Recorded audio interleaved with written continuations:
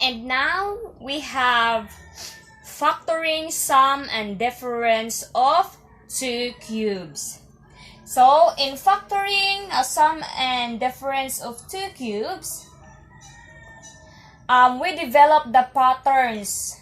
So natay patterns ani for factoring sum or a difference of two cubes. So we have first we have the sum of two cubes. We have a cube plus b cube. Okay, duha ka parentheses atong gamiton no, duha ka group.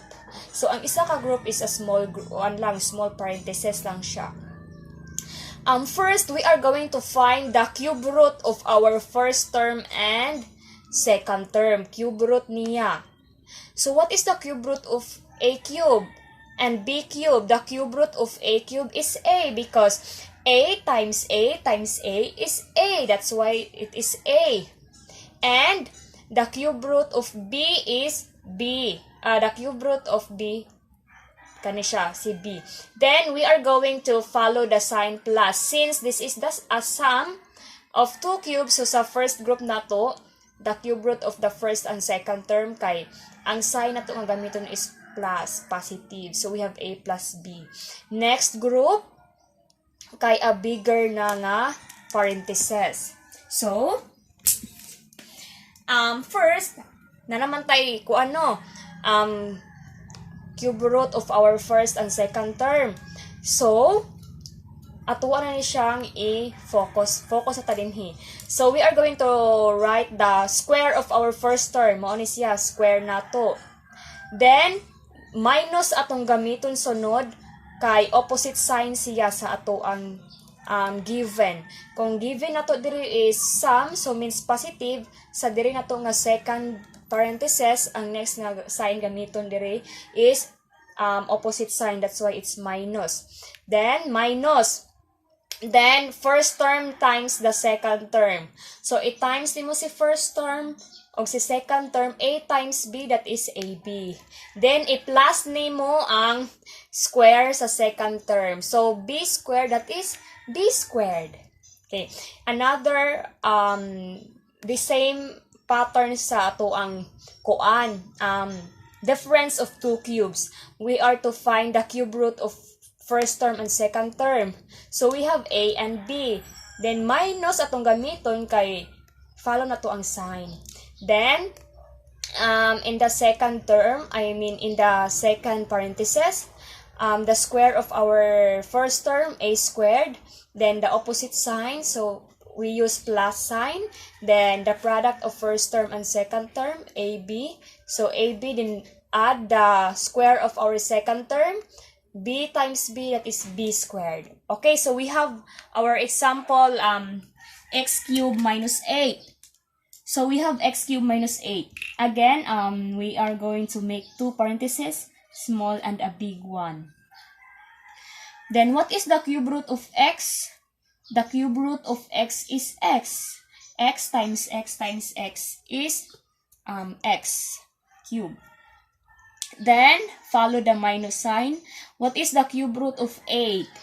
The cube root of 8 is 2 because 2 times 2 times 2 is 8. You can also use your calculator. Then, ari na ta mo focus sa to ang group nga first. The square of our first term, x squared. Then, unlike sign, so it will become positive. Then, first term times the second term, x times 2, that is 2x. Then, plus the square of our second term, what is 2 squared? That is 4. So, this is now the factor of our x cubed minus 8. Second example, we have 8x cubed plus 27. So, this is sum of two cubes. So, again, first, we are going to make two groups, the small group and the bigger one. Two parentheses. So, find the cube root of our first term and the cube root of our second term. So, what is the cube root of x cubed? What is the cube root of 8? Diba? It's 2. Then the cube root of x cubed is x. Then copy the sign plus. Then the cube root of 27, that is 3 because 3 times 3 times 3 is 27. Next, ano na punta mo focus niya? Find the square of our first term. What is the square of our first term? 2x. So that is 4x squared because 2 squared is 4 and x squared is x. So that is 4x squared. Then the sign is opposite, so it will become negative. Then the product of the first term and second term, 2x times 3, that is 6x. Then plus the square of the second term, which is 3. The square of 3 is 9. So this is now our factor of the 8x cubed plus 27. Okay, our last example.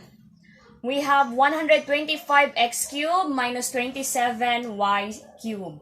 So again, first, tag parentheses, a small one and a big one.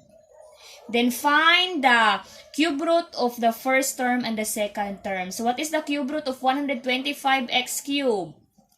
Cube root of 125 is 5 because 5 times 5 times 5 is 125. So 5x kay x cubed, the cube root is x man.